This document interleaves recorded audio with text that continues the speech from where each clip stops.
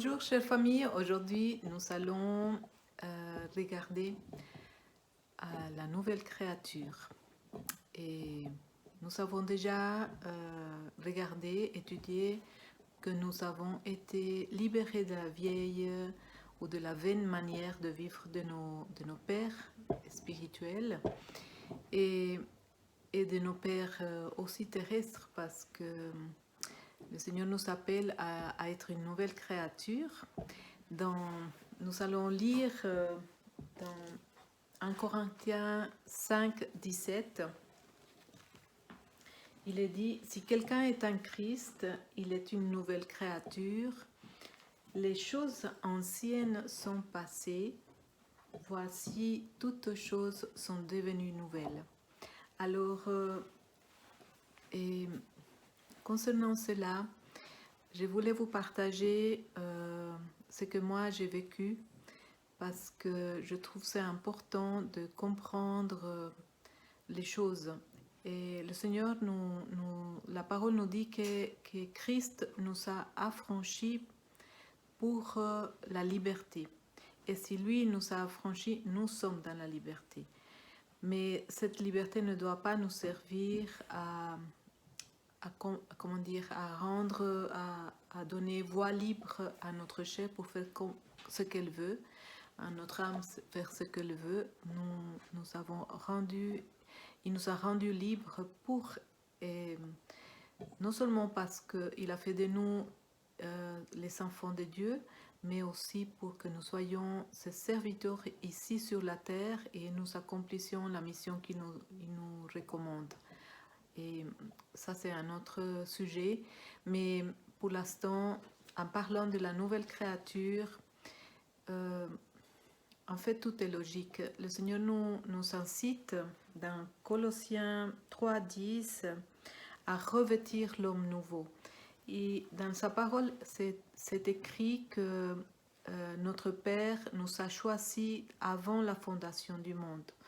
Et qu'en fait, quand nous entendons la parole, nous entendons l'annonce de la bonne nouvelle, là, ça ressonne en nous parce que nous avions été déjà choisis avant la fondation du monde. Alors nous venons à lui. Et à ces moments-là, la parole engendre en nous un être nouveau par l'esprit.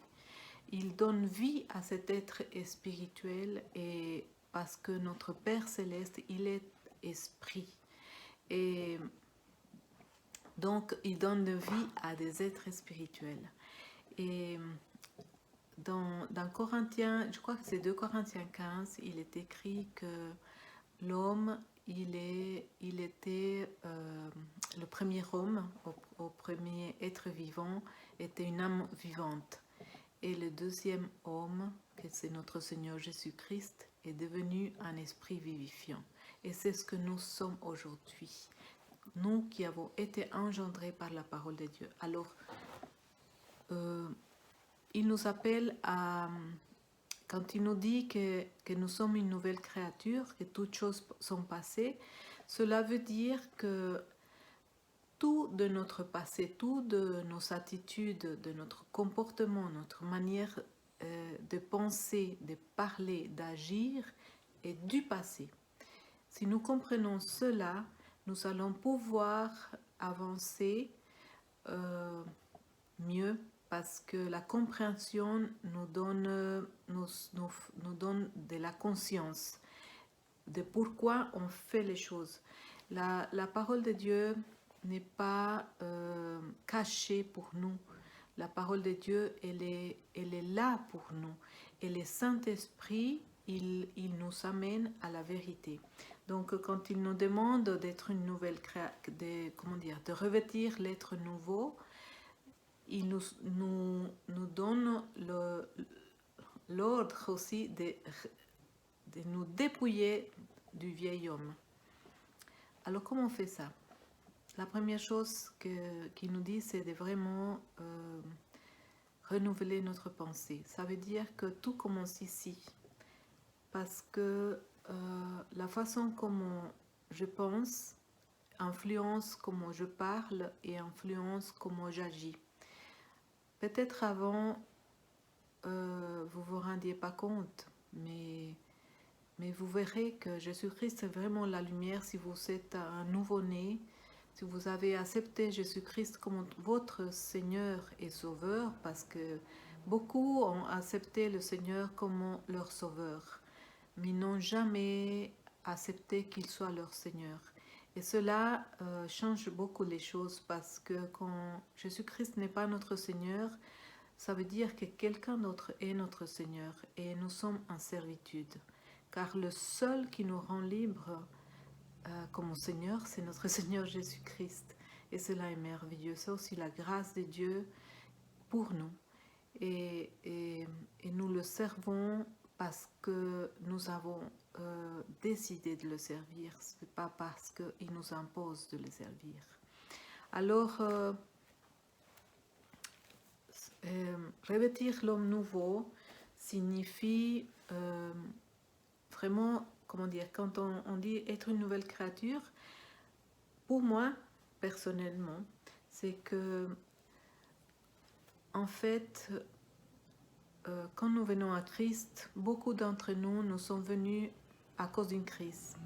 Quelque chose, des problèmes, des situations difficiles, des relations difficiles, de finances difficiles, une vie économique très précaire ou à cause d'une maladie, mais dans tous les cas, une crise à quelque part. Et le Seigneur ne veut pas qu'on continue d'avoir la même mentalité avec laquelle nous avons créé, nous avons permis que toutes ces choses mauvaises soient en nous, comme le péché, parce qu'on ne se rendait pas compte, on ne se rend pas compte. Quand on vient à Christ, toutes les choses qu'on faisait qui étaient vraiment complètement en dehors de la volonté de Dieu, c'est-à-dire de sa manière de penser, de parler, d'agir de Dieu. Et aujourd'hui, tu es son enfant, tu es cet enfant de Dieu qui a été engendré d'après la nature de Dieu, d'après l'esprit, donc tu es esprit, et ton esprit, il est entièrement fusionné avec l'esprit de notre Seigneur Jésus-Christ. Donc tu es une nouvelle créature d'une autre nature que celle du péché, de la nature de péché, c'est-à-dire de cette vieille nature. Et cela est important de comprendre, que tu es une nouvelle créature avec la nature de Dieu. Donc, et pour aujourd'hui, je ne vais pas dire plus. Je vous donnerai quelques versets avec la feuille ici en bas. Avec ce que je peux écrire au-dessous de la vidéo. Mais nous allons continuer parce qu'il y a 3 choses importantes pour revêtir l'homme nouveau et pour réellement marcher en nouveauté de vie. Soyez bénis mes frères.